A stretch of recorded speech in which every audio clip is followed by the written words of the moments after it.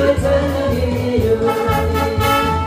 감사가 언제나 넘치며 온대로 얼굴이 환해요. 성령의 조만한 모습을 서로가 느껴요. 할렐루 할렐루 손잡 지켜서 할렐루 할렐루 소리 외치며 할렐루 할렐루 두 손을 들고 힘을 찬양해 하늘한테 사랑이 언제나 넘치며 언대로 얼굴이 환해요. 성령의 조만한 모습을 서로가 느껴요. 할렐루 할렐루 손잡 지켜서 할렐루 할렐루 소리 외치고 할렐루 할렐루 두 손을 들고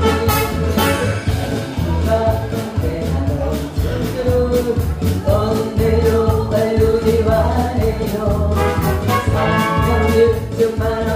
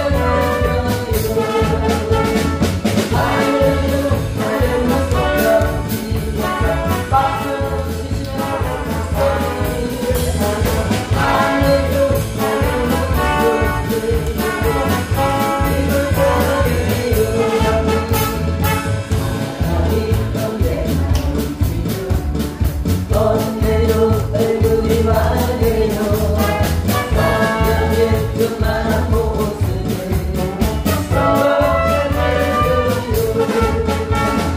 할렐루 할렐루 손잡 지켜서 할렐루 할렐루 소리 외치고 할렐루 할렐루 두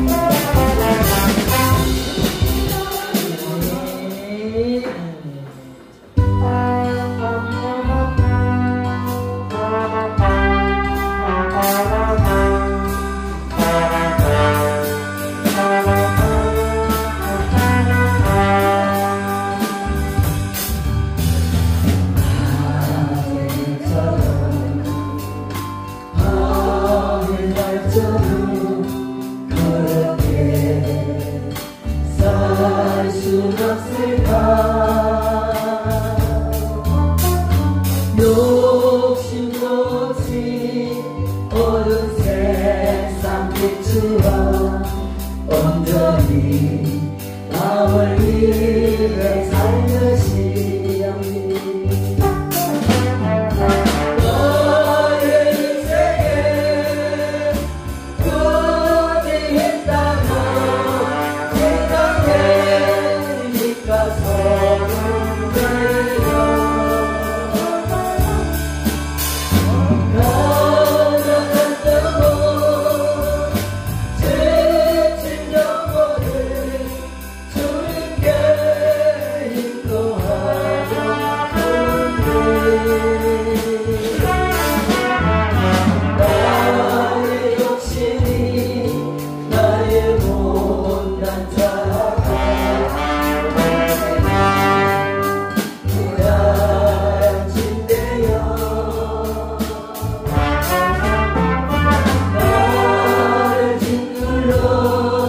마음을 공복해 하니 예수여 나를 도와주세요.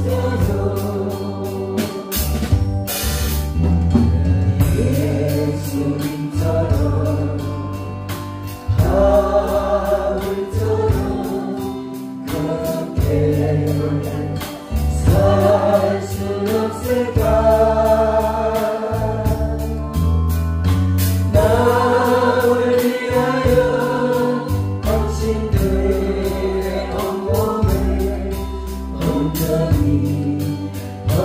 버리셨던 것처럼 주의 사랑은 예쁘는 사랑 초록색 입어주는 사랑 그러나 나는 주는 것보다 받는 것도 좋아하니 나의 입술은 주님 발만 듣다가 내 마음은 아직도 주하여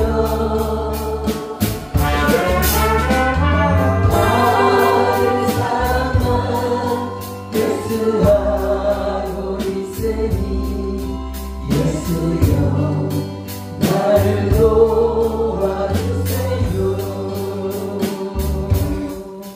아멘.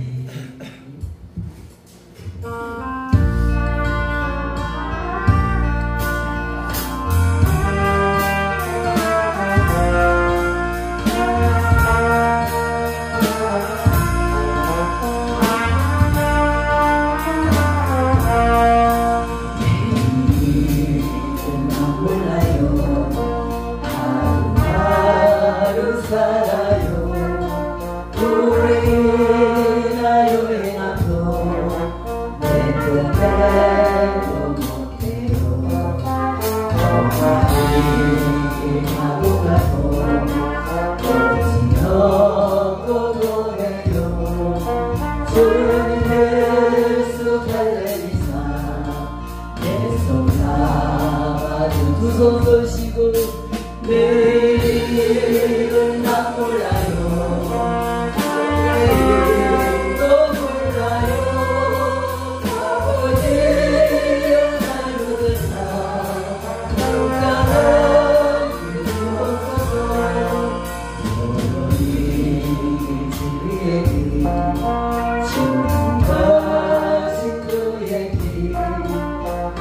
이들도 어려워도 찬송하며 가리라. 성령이여 항상 열려주소서. 내 마음 중에서요 끊지 말게 하소서. 내일은 나 몰라요. 아멘.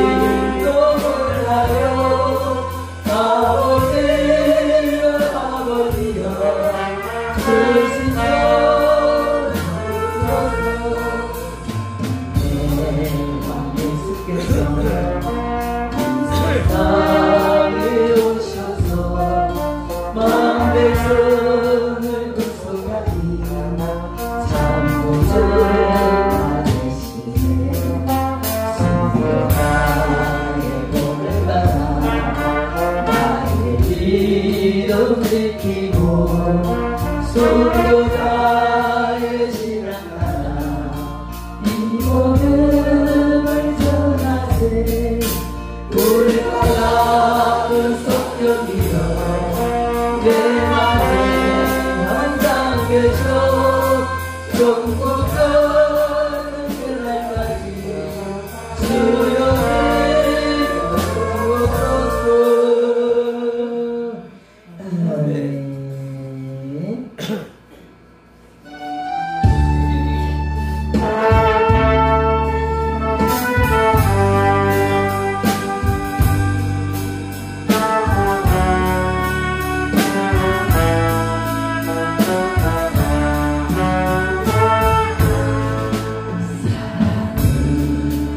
언제나 오래 참고 사랑은 언제나 모두하며 사랑은 시기하지 않으며 사랑도 교만도 아니하며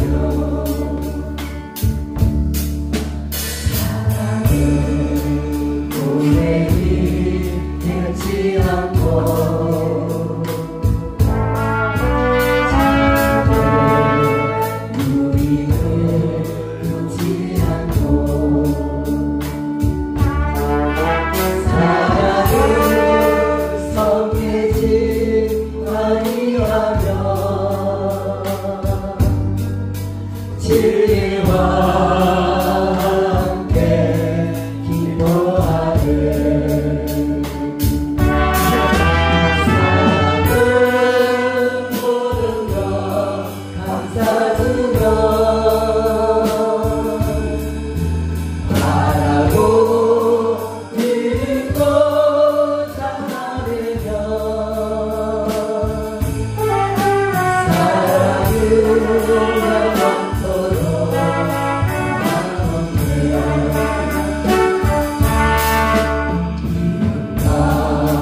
소망과 사랑은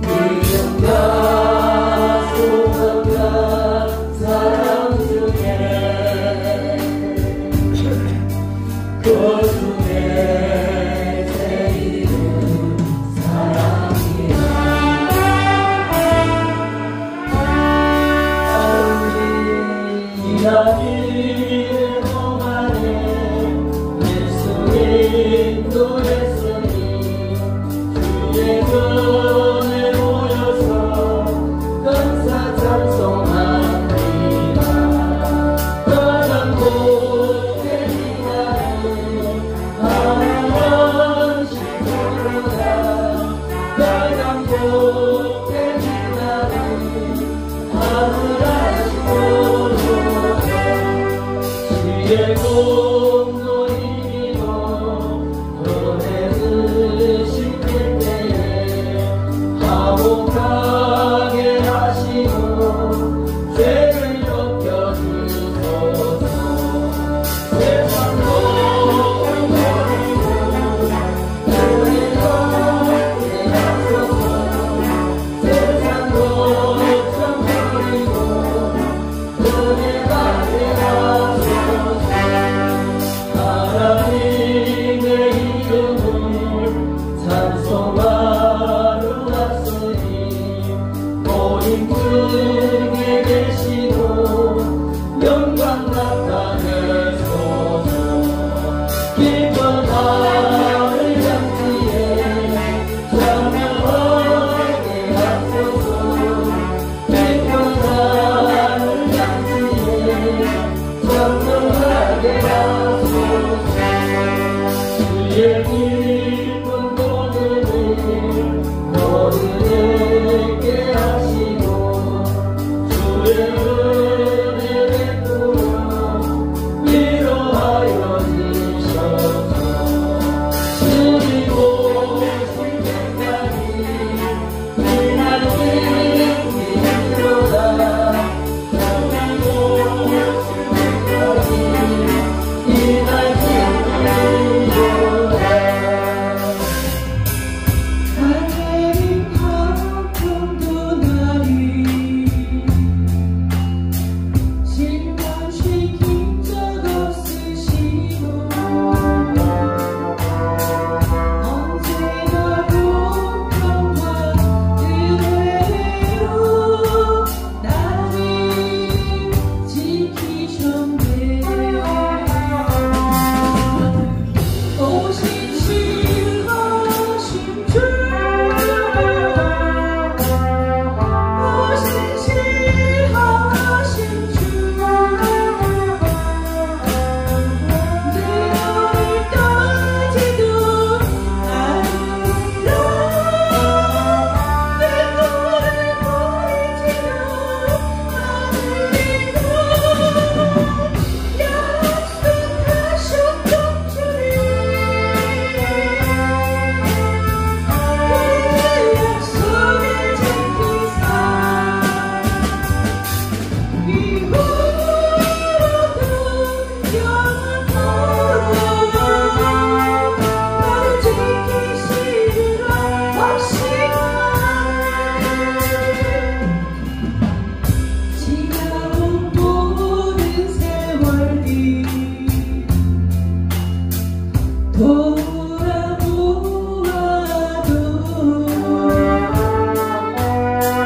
그 어느 곳마다 주의 손길 안 미친 것 전혀 없네.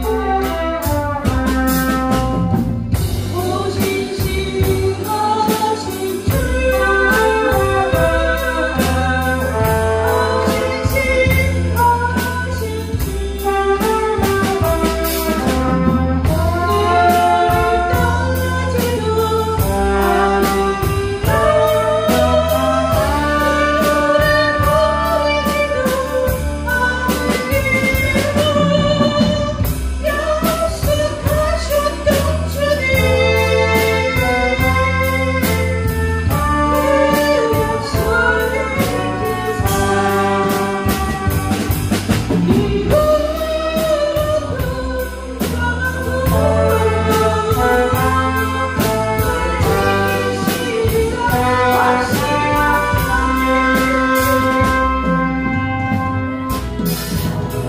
에vangelio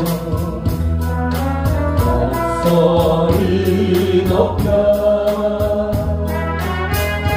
경배 내 영혼 나의 목소리 주님 귀에 높게 높게 울리니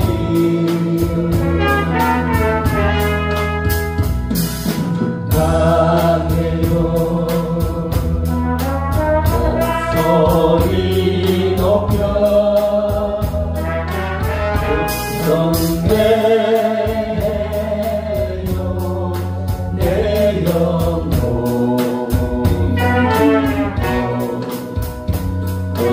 나의 목소리 주님 귀에 높게 높게 울리니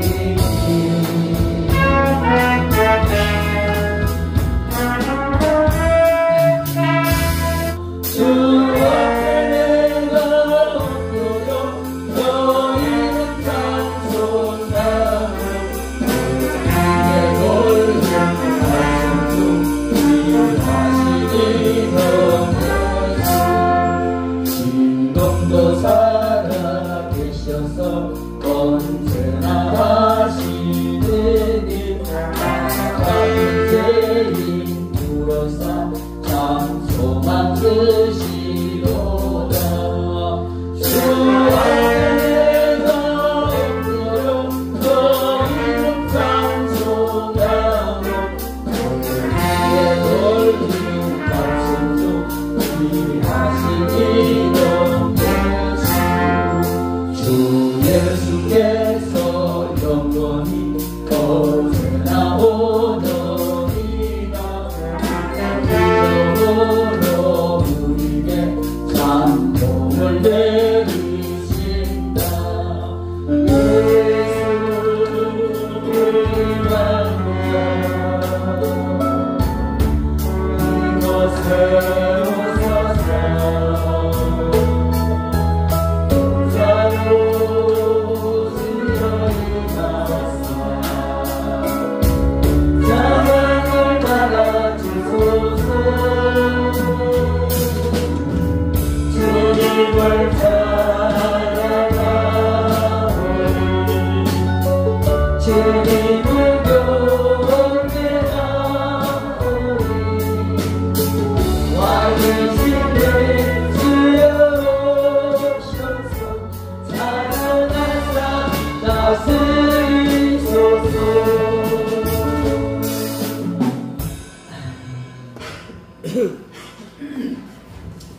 이제 시간이 여러분들이 서로에게 한 이 인사가 가장 복된 인사입니다.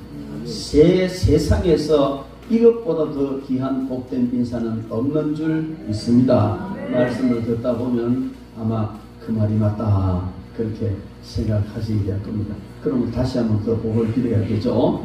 참된 예배자가 됩시다.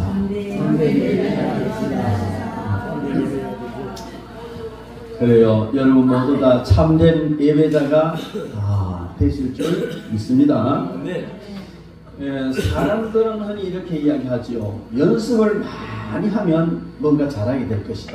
맞습니다. 타고난 기질이나 뭐 재주도 좋지만은 연습과 훈련을 통해서 그 일을 잘하게 되고 또 훌륭한 사람이 되지요. 올림픽 선수들 보면요, 정말 피나는 연습을 하잖아요.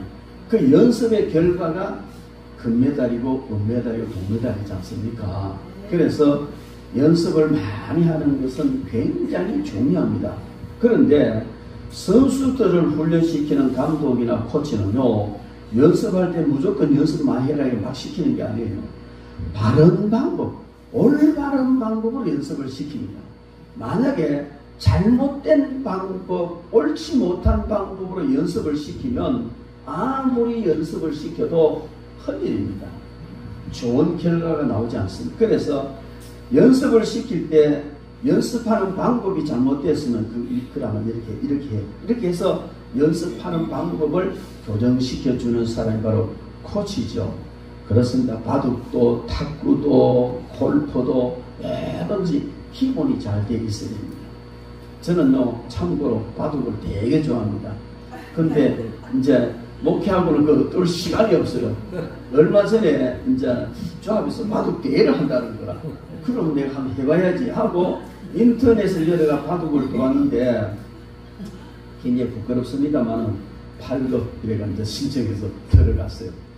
근데 옛날에 한 7급 뭐 이래 실력이 나왔다고 보고 그래 8급 정도에 딱 들어가 했는데 판판이 깨지는 거예요. 오래 안 떴대는 뭐 안 되는 건데 제가 바둑을 얼마 떴냐면 군대에 있을 때 어깨 넘어 바둑 배웠는데 저희 형님 바둑도 되게 좋아해요. 그래가지고 둘이 앉으면요 밤새도록 바둑 뜹니다. 근데 그렇게 열심히 오래 많이 떴는데도 지금 8급도 안 돼.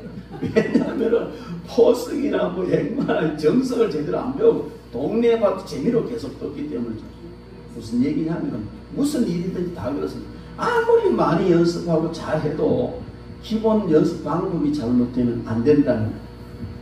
우리 예배 때 여기 세 분들 이래 앉아 연주하고 계시잖아요. 여러분들이 세 분 앉아 그냥 뭐 연주하니까 하느니 생각할지 모르지만 정말로 유명한 분들입니다.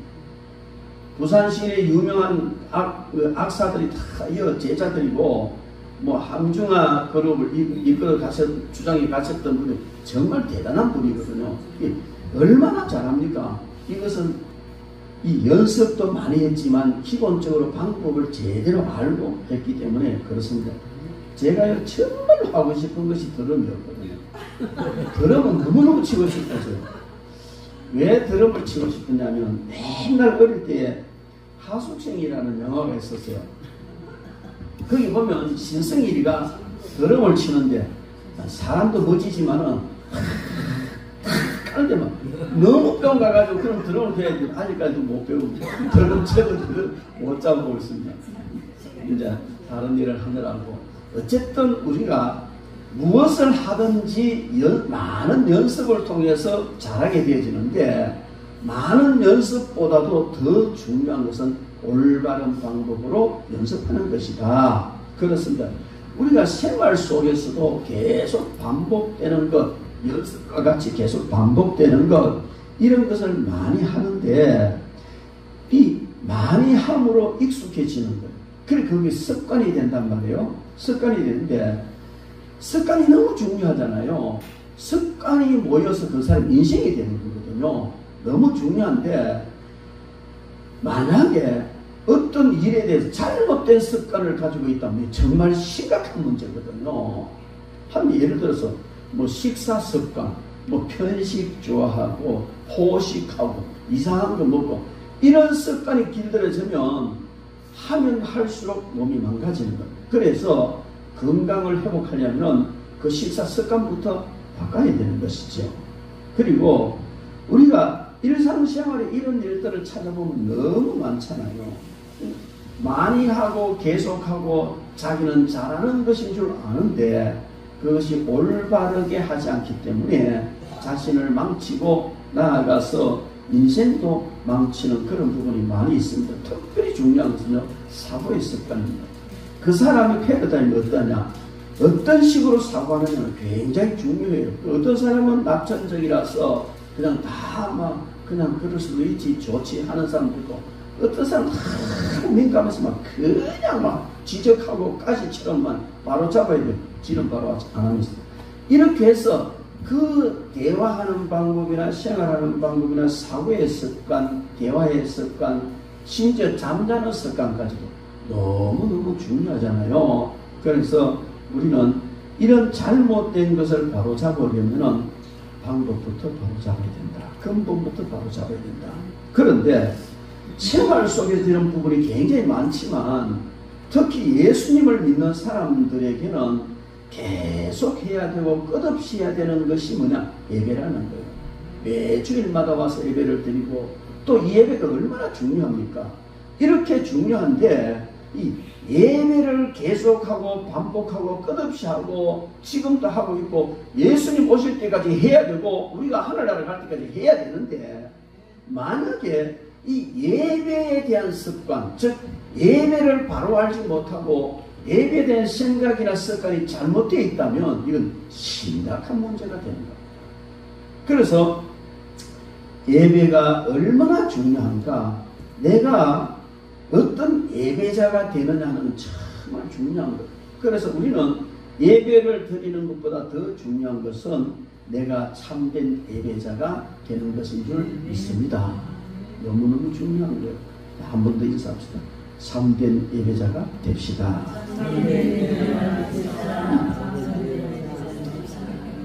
하나님은 예배를 통해서 영광을 받으시고 예배를 통해서 복을 주시고 이런 거 하나면 성경은 끝이 없습니다. 성경 전체가 예배를 통해서 복을 주고 예배가 잘못되면 저주받고 힘들어지고 어려움 당한다. 이 내용으로 꽉 차 있습니다.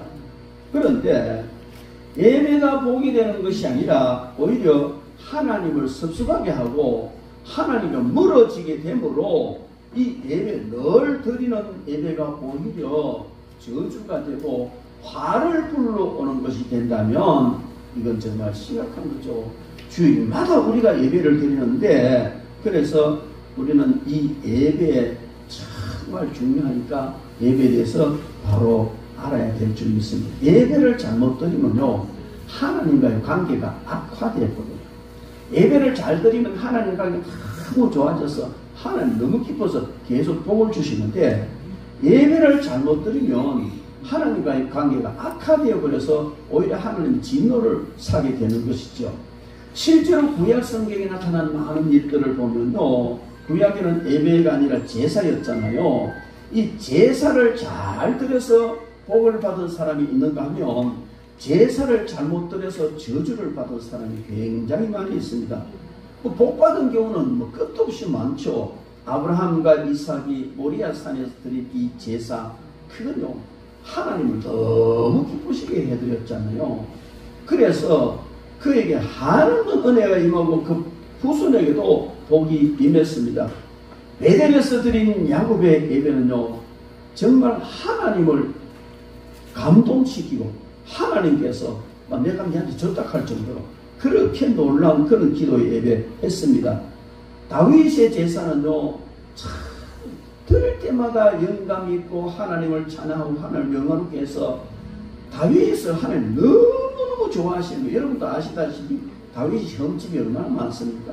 실수를 얼마나 많이 했습니까? 작은 실수가 아니고 큼직큼직한 실수였는데 우리가 그거 하나만 해도 인생 끝나버릴 만한 그런 실수를 많이 했음에도 불구하고 그의 예배가 얼마나 하나님을 기쁘시게 했던지 하나님이 그래도 그를 사랑하시고 복을 주셨습니다.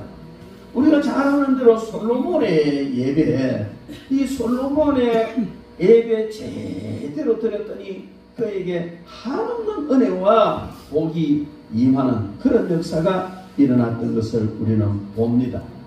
구약 성경에 보면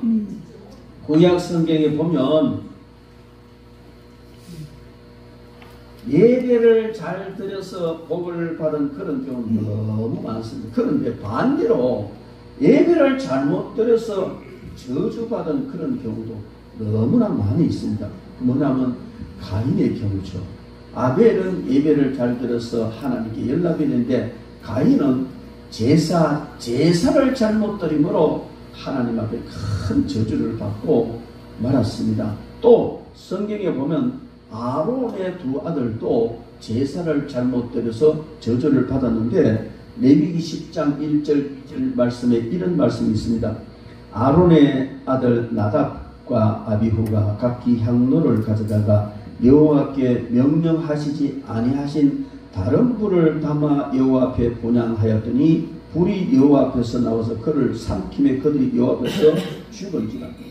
제사를 드리는데 제사장으로서 제사를 드리는데 말씀대로 안 하고 지 마음대로 다른 불을 가져다가 했더니 바로 제단에서 불이 나와서 그를 불태워 죽여버렸다는 것이죠. 이와 같이 우리는 이 예배가 얼마나 중요한지 모릅니다. 예배를 잘 드리면 복을 받고 예배를 잘못 드리면 화 내지는 저주를 받을 수 있다 하는 겁니다. 그렇다면 우리는 어쩌면 생각 없이 주일날 됐으니까 성경책 들고 와서 예배 드리고 뭐 예배 드릴 때 잡생각 시크나 어떤 거 엉뚱한 생각 하다가 그냥 대충 하고 가고, 이거 주님 오실 때까지 우리가 주님 나라 갈 때 계속 해야 되는데, 만약에 잘못됐다고 생각해 보십시오. 나와서 예배 드릴 때마다 하나님 기분 나쁘게 해드려가지고 그냥 거기서 멀어지고, 이런 저주가 세상에 어디 있습니까? 그러면 우리는 예배에 대해서 정확하게 바르게 알아야 할 줄 믿습니다. 하나님께서는 모든 민족 중에서 하나님을 어떻게 섬겨야 하며, 또 하나님을 잘 섬기는 자에게 어떤 복을 주신다 하는 것을 보여주기 위해서 아브라함을 선택하셨고, 예배를 잘 드린 아브라함을 선택하셨고, 그 아브라함의 후손들을 선택한 민족적으로 선택을 하셨습니다. 그래서 샘플링한 이 아브라함의 후손들에게 이렇게 하나님께 예배 드려야 된다, 제사 드려야 된다, 잘 드릴 때 이런 복을 준다는 걸 보여주셔서, 반대로 이들이 예배를 잘못 드릴 때 하나님께서 여지없이 벌을 내리신다는 이런 것을 보여주셨습니다. 구체적으로 다 가르쳐 주셨는데, 다시 말씀드리면 그들의 삶은 늘 예배가 중심되는 삶이었고, 제사를 통해서 하나님의 도우심과 복을 받기도 하고 징계를 받기도 했습니다. 그래서 항상 보면 그들이 제사를 잘 드릴 때는 한없는 사랑을 받았고, 제사를 아무렇게나 드릴 때는 바로 혹독한 징계를 받았던 것을 우리가 알 수 있습니다. 이것을 예수님께서 오셔서 하나님과 인간의 언약 관계를 이스라엘로부터 온 인류에게 확장시키셨어요. 예수님 확장시키셨는데, 구약의 이스라엘 백성들과의 그 언약 관계는 제사를 통해서 맺었습니다. 그런데 예수님께서 오셔서는 이 이스라엘 민족에게 국한되었던 이 제사를 온 인류에게 확장시키시면서 제사가 아닌 예배를 통해서 그 언약 관계를 이루도록 하셨습니다. 그런데 구약의 제사는 짐승의 피가 제물이었습니다. 그런데 히브리서 9장에서 이야기하고 있는 것처럼 오늘 저와 여러분들이 드리는 이 예배는 하나님의 아들이신 예수 그리스도께서 십자가에 달려 죽으신 그 죽음을 통하여 흘린 그 피, 그게 제물이 되는 거예요. 그러면 여러분 생각해 보세요. 하나님께서 짐승의 피를 가지고 드린 제사를 더 귀하게 보시겠어요? 독생자 아들의 피를 가지고 드리는 예배를 더 귀하게 보시겠습니까? 물을 보르기 소지. 물을 보르기 소지. 그런데 그래서 우리는요, 구약의 제사보다 신약의 예배가 얼마나 더 중요하며 하나님의 관심이 예배에 있다는 걸 알 수가 있습니다. 너무 예배는 중요한 겁니다. 그래서 여러분, 그러면 그렇게 이 성경에만 그렇게 써 있느냐? 아니에요. 세계 역사를 통해서 보면 제사를 잘 드려서 복받은 나라가 이스라엘입니다.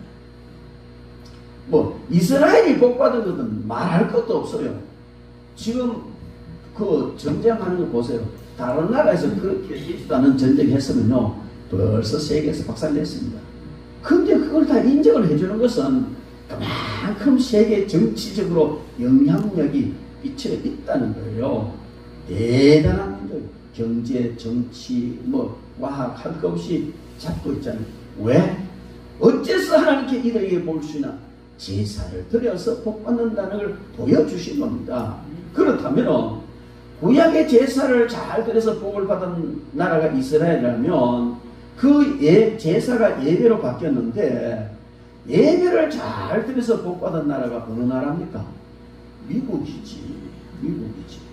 여러분, 미국이 어떻게 생겨서 우리나라 역사는요, 거의 5,000년 다 돼갔는데 미국 역사는요, 300년도 안 됐습니다. 이 짧은 역사 속에 세계 제1등 국가가 된 것은 우연히 된 것이 아닙니다. 미국의 원주민은 인디언들 아닙니까? 그런데 정말 예배를 바르게 드리고 싶어서 그 어떤 것에도 구애받지 않고 그냥 말씀을 어기고 말씀의 지장을 받지 않는 제대로 말씀대로 예배를 드리고 싶어서 모인 사람들이 배 타고 건너가서 세운 나라가 미국입니다. 청교도들요. 그래서 하나님께서 그들은요 예배가 중심이었습니다. 목숨 걸고 예배 드렸고 무슨 일이 있어도 예배가 제일 우선이었어요. 그렇기 때문에 하나님께서 불과 300년도 안 되는 이 짧은 기간에 세계 최고 1등 국가 미국을 능가할 나라가 어디 있습니까? 없습니다. 아무리 뭐 중국하고 캐사도요 게임도 안 됩니다. 여러분 이스라엘이 그 우리나라 강원도 땅만한 이 땅 가진 나라가 세계를 제패하고 있고 불과 300년의 역사도 안 되는 이 미국이 세계를 제패한다는 것은 하나님이 제사와 예배를 얼마나 기뻐하시는가, 바른 제사 드리고 바른 예배 드리는 자를 얼마나 기뻐하시는가를 잘 보여주는 역사적 현실입니다. 이 사실, 이 현실을 우리는 믿고 받아들여야 될 줄 믿습니다. 그러면 우리는 하나님께 어떻게 예배 드려야 될 것이냐? 예배를 잘 드려야 된다는 이건 두말할 것도 없고 어떻게 예배를 드려야 할 것인가? 이것을 오늘 성경 본문 말씀이 잘 말해주고 있습니다.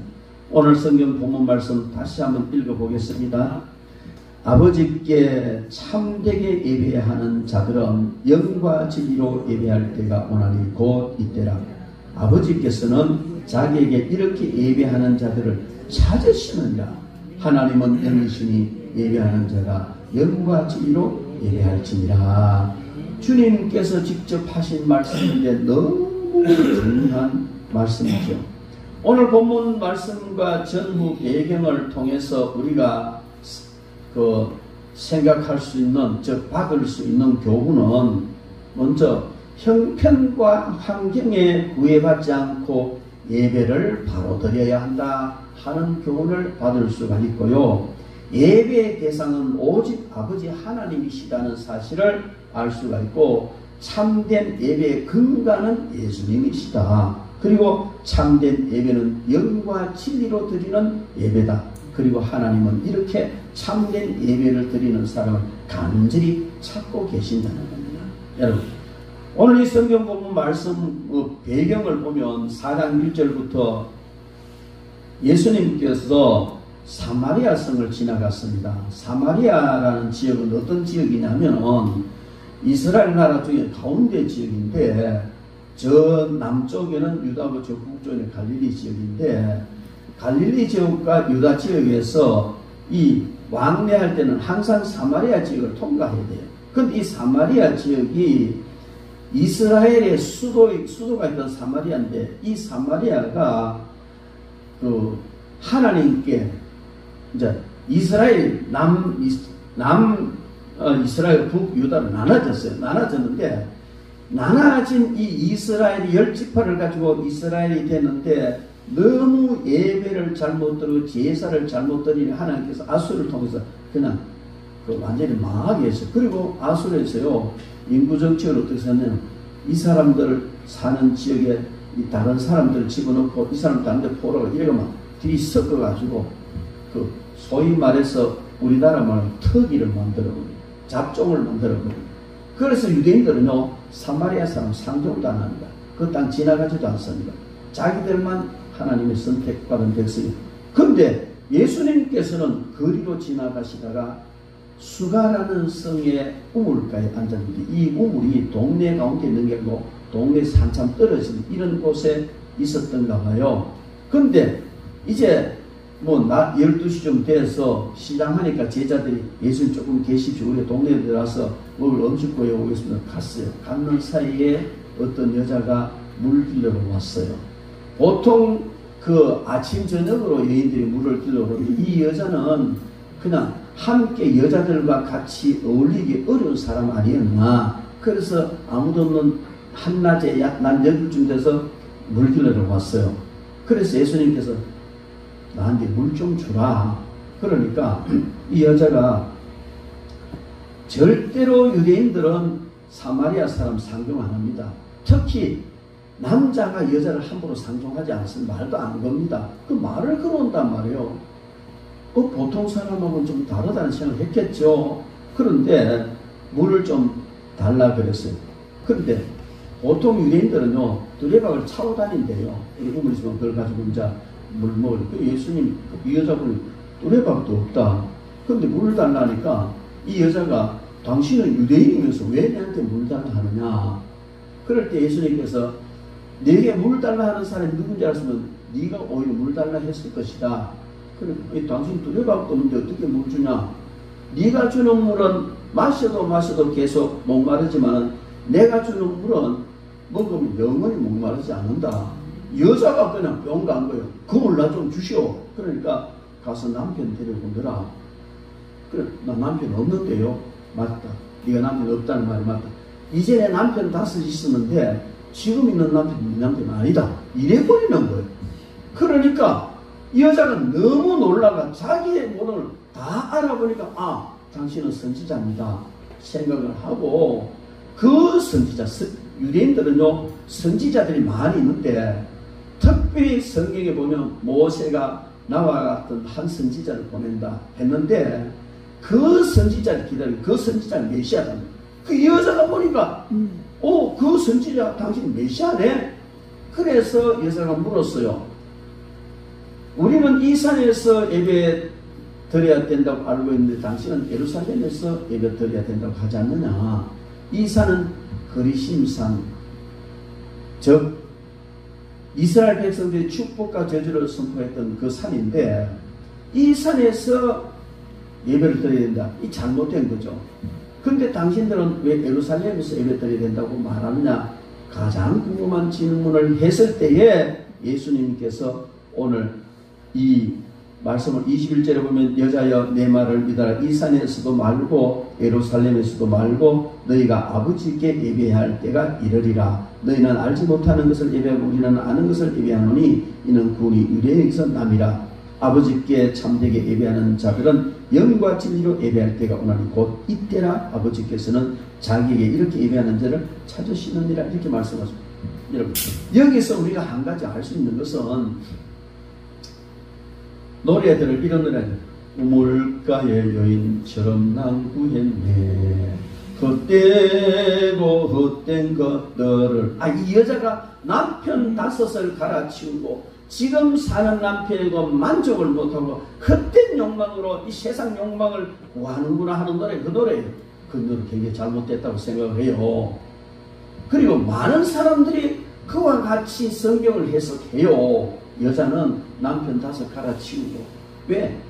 자기 욕망을 위해서. 지금 사는 남자도 언제 버릴지 모른다. 이렇게 해석을 하는 그런 경우가 많이 있고, 저도 그렇게 생각을 했는데 이상한 거예요. 뭐가 이상하냐. 그 정도 됐으면 예수님이 네 행실 고치라 분명히 말씀하실 거거든요. 다 아시는데. 그러잖아요. 가늠하러 현장에 잡혀온 여자 나 너 정죄 안 한다. 그렇지만은 다시는 죄짓지 마라. 분명히 지적하실 거예요. 근데 오늘 이 성경 말씀을 보면 이 여자가 잘못 살았다든지 아니면 너 바른 삶을 살아라든지 그런 짓 하지 마라. 욕망을 쫓아가지 마라. 이런 말씀 전혀 안 하시고 그 여인의 질문에 정확하게 예배에 대해 답을 해주셨고, 또 예수님의 일거수일투족은요, 어쩌다가 이렇게 사마리아를 지나가다가 보니까 어쩌다가 이 여자가 이제 물길로 나와가 어쩌다가 만나가 이게 아니에요. 예수님의 일거수일투족은요 정확하게 계산되어졌고 하나님의 뜻을 따라서 움직였고 그때마다 정확하게 역사를 하셨는데, 예배에 대해서 이렇게 중요한 교훈을 아무렇게나 어쩌다가 만난 사람 주신 거 아니단 말이에요. 그래서 오늘 이 여인을 보면요, 여러분이 어쩌다가 이러면 용한 점쟁이 만났다 말이야. 세계 제일 용한 점쟁이 만났다. 이 예수 믿는 사람 할 짓은 아니지만 만약에 만났다 치면은 여러분들 뭐부터 물어보겠습니까? 자기가 평소에 제일 궁금하던 거 물어보겠습니까? 정말 위대한 선생을 만났다면 평소에 자기가 제일 궁금한 거 물어본다면, 이 여인이 당신 선지자매도 켜두고 바로 예배에 대한 질문을 했다는 거예요. 그러면 이 여인은 평소에 이 예배에 대해서 많이 생각을 하고 있었고 어떻게 드리는 예배가 올바른 예배인지를 생각하고 있었고, 왜 유대인들은 저 예루살렘에서 드리는데 우리 선조들은 이 그리심산에서 예배 드려야 된다고 이야기를 하느냐, 많은 의혹을 가지고 도대체 어떻게 하는 것이 하나님께서 기뻐하시는 예배를 드리고 어디서 예배를 드리는 것이 하나님이 기뻐하시는 예배일까 많이 생각했을 거예요. 그렇게 생각할 수 있겠죠? 할 수 있습니다. 그런데 그럼 남편 5이 옛날에 있었던 지금 있는 남편도 아닌데 이게 뭐냐? 이것은요, 어쨌든 사마리아 살지만은 유대인의 풍습 그대로 받아서 살아가는 이들이 이때 당시에요, 여인이 가능하면 돌로 쳐 죽였습니다. 남편 5을 갈아치울 만큼 엄탕한 여자라면 벌써 돌에 맞아 죽고 없었는 이 여자는. 그렇다니까요. 그리고 당시의 풍습과 이 어떤 법에 남편이 오물수거자, 뭐 개똥 뭐 이런 거 치우는 사람, 아니면 무두장이, 또 뭐 대장장이, 뭐 이런 사람일 경우에 아내에게 못할 짓을 하고 도저히 냄새나서 못 살겠다, 그러면 이혼이 허락이 됐다는 거예요. 그리고 남편이 아내를 품위를 손상시키고 도저히 더 이상 살아갈 수가 없다 할 때에 아내가 이혼을 청구하면 이혼을 할 수 있었습니다. 그리고 그 밖의 모든 경우에 이혼을 청구할 수 있는 그런 남자이지 여자가 없었어요. 당시에는 없었죠. 한마디로 특별한 일이 아니고는 여자가 이혼을 요구할 수도 없고, 예를 들어 버리고 다른 데 시집가서 돌에 맞아 죽어버리는 거예요. 당시의 모든 제도가 그러합니다. 지금도, 그때 당시도 그러면 지금도 이스라엘은요, 아내가 이혼 청구하면 법원에서요 심리도 하죠. 기각시켜버린다. 물어볼 것도 재판할 것도 때문에 기각시켜버린다. 이런 상황에서 2000년 전에 그때의 여인이, 이 여자가 남편 5을 자기 마음대로 갈아치웠다, 불가능하다는 겁니다. 성경학자들 중에 많은 사람들이 이렇게 이야기합니다. 아마 그 여인은 상당히 미모는 있었을 것이다. 왜? 남자들이 결혼을 하고 싶은 외적인 면이 있었어요. 그런데 결혼을 하고 보니까 문제가 심각하다. 아이를 낳지도 못한다는, 뭔가 밖으로 봤을 때는 좋은 것 같은데 만나서 살아보니까 더 살지 못하겠다는 결론을 날 수밖에 없는 그런 문제가 있어서 이혼을 5번 정도 당했고, 지금도 역시 이 남자는 언제 이 여자를 버릴지 저울질하고 있지 않겠느냐. 저는 상당히 설득력 있는 해석이라고 봅니다. 성경에 그런 말이 없으니까 그렇다고는 할 수는 없지만, 당시의 정황이나 이 여인의 모든 것, 예수님이 하신 모든 일을 살펴볼 때에 충분히 그러하겠다. 그렇다면 이 여인은 어떤 사람이냐?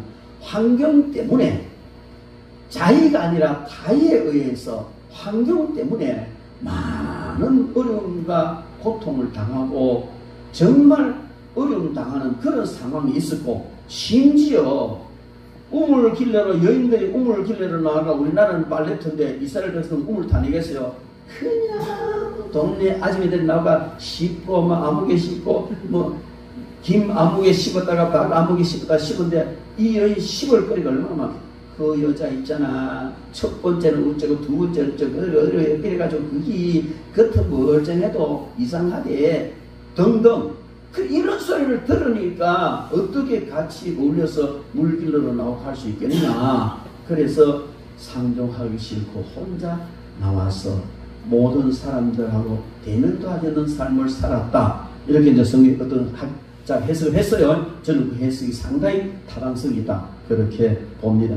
그렇다면 여러분, 우리가 생각할 수 있는 것은, 그런 상황 속에서 사람들에게 멸시받고 너무너무 어렵고 힘든 삶을 살아오면서 소망은 하나님께 밖에 없고, 하나님께 제사 드리는 것이 가장 소망이고, 하나님께 나아가는 것이 가장 그의 소망이었고 꿈 아니었겠어요.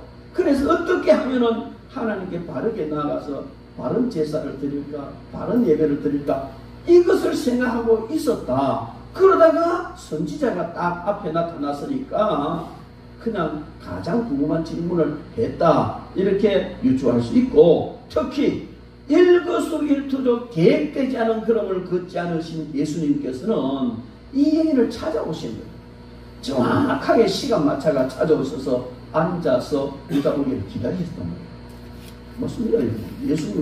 예수님의 그 행적 다 그래요. 기다렸다가 이 여인이 그렇게 어렵고 힘든 가운데서도 예배를 위해서 예배를 생각하고 바른 예배를 생각했더니 정확하게 바른 예배에 대한 답을 주셨고, 이 답이 예수님 이후에 오고 오는 모든 하나님을 믿는 사람들에게 정확한 예배의 정답이라는 겁니다. 그것을 주님께서 주신 것을 볼 때에 우리는 어떤 환경 속에서라도 예배를 가장 먼저 생각하는 것이 중요하다. 여러분, 우리는 예배를 드리지 못하는 이유를 환경 때문이라고 너무 쉽게 핑계하면서 예배를 팽개치는 사람, 목사님 직장에 또 출장을 가서 어쩌죠. 목사가 뭐라고 하겠어요? 직장 깨시고 교회 나가야 예배도 일할 수는 없었어. 알았습니다. 하지만 속이 쓰린 거예요. 속이. 좀 승리하지. 나도 섭섭한데 하나님은 얼마나 섭섭하실까. 저도 좋은 직장, 신학 가기 전에 좋은 직장 갈 기회가 많이 있었어요. 그런데 주의를 못 지킨다.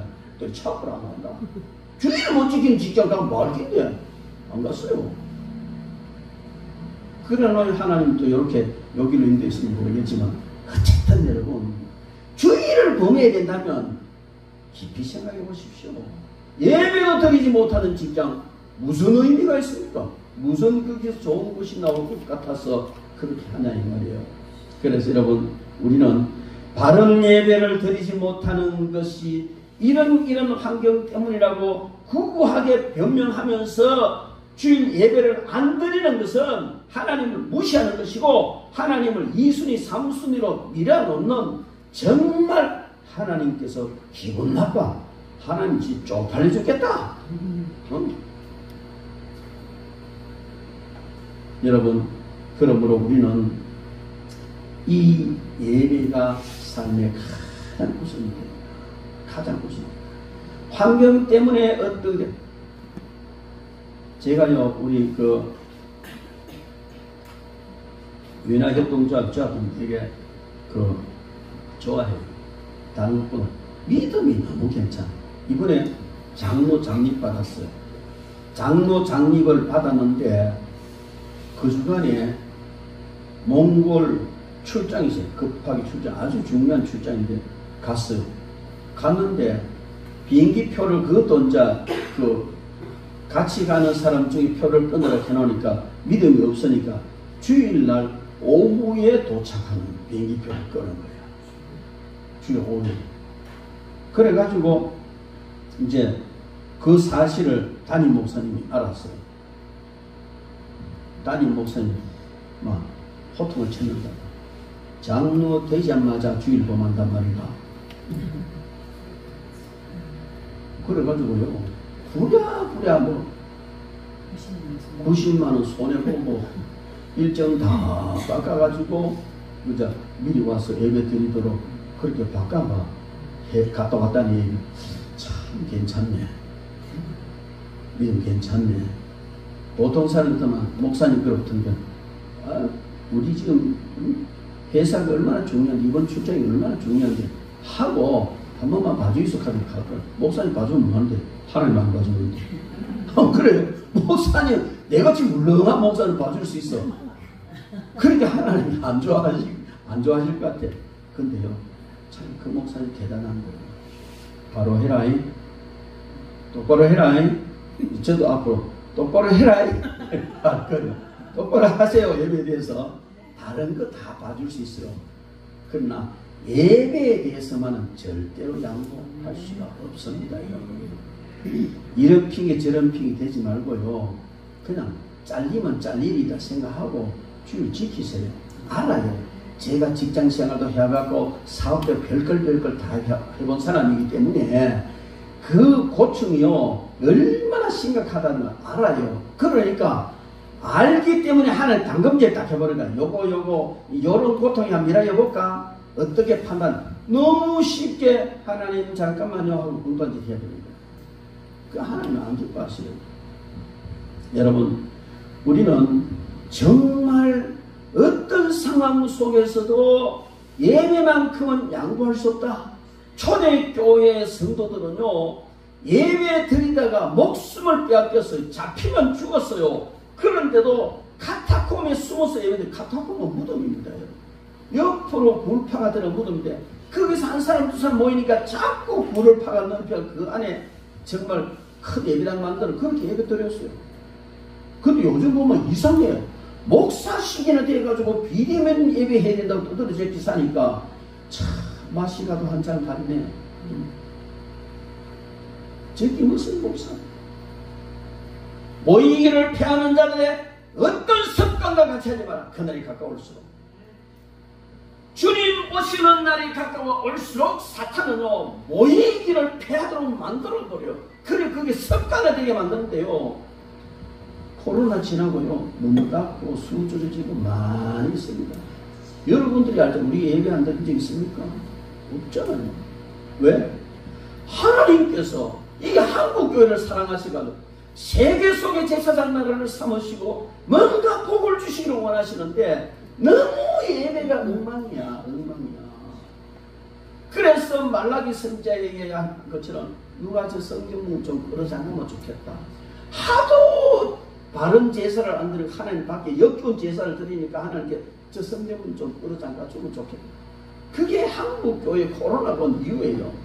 너무 역겨운 예배를 드리니까 하나님 성전 예배당 끌어다 달라고 보낸 줄도 모르고 등신같이 얼씨구나 좋다고 문 닫아놓고 집에서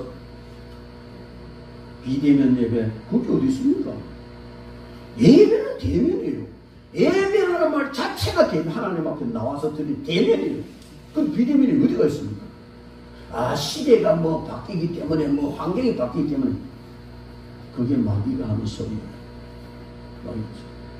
아니, 국민들이 이렇게 코로나 때문에 어려움 당하는데 교회에서 솔선수범을 해야 될 거 아니야. 좀 안 모이고 지나가면 모이고 그래 뭐 본을 보여야 될 거 아니냐고. 아멘. 무슨 그게 아멘이요?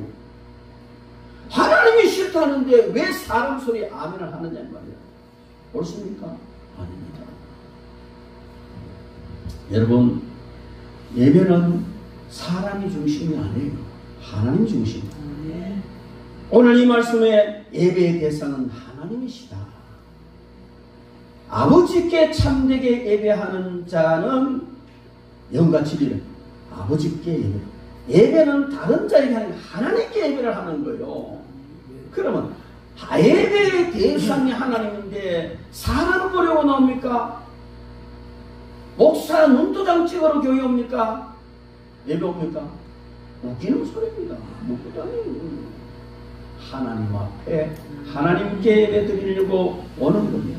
사람에게 보이려고 오는 예배요, 아무리 무리가 많아도 의미 없습니다. 제가 교인수가 자가 일어서 하는 건 모르지만요, 어디 끌고 모아놨다고 그게 뭐 하는 기약이 여기실 줄 아세요?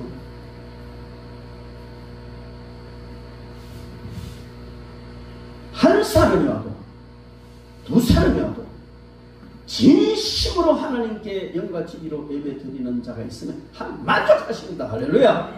만족하시는 거예요.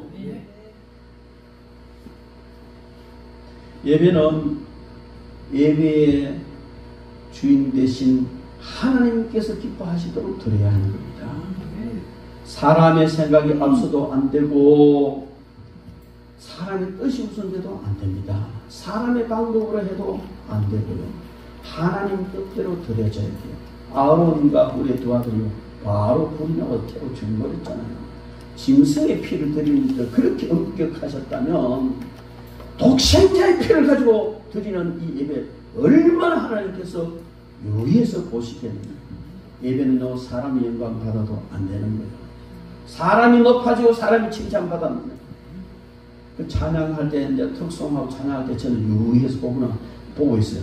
저 사람이 지를 나타내나 하는 이렇게 사도 자기 나타내면은 엇갈이다 이렇게 사도 오직 하나님만 영광 받으시면은 하나님 기뻐하시면 되는 거예요. 할렐루야.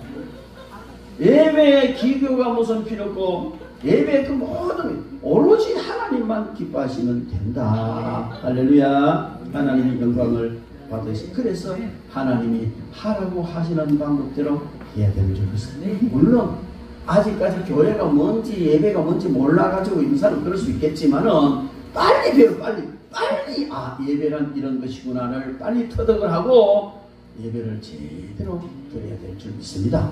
여러분 오늘 우리는 이 사마리아 수가성 여인 생각하면서 또 예배의 가장 주체가 하나님이시라는 것을 생각하면서 정말 참된 예배자가 되시기 바랍니다. 여러분 참된 예배자가 되어서 예배를 드릴 때 하나님이 기뻐 받으시고 그 예배에서부터 하나님의 복이 시작될 줄 믿습니다. 이런 놀라운 은총을 입기를 주님의 이름으로 축원합니다.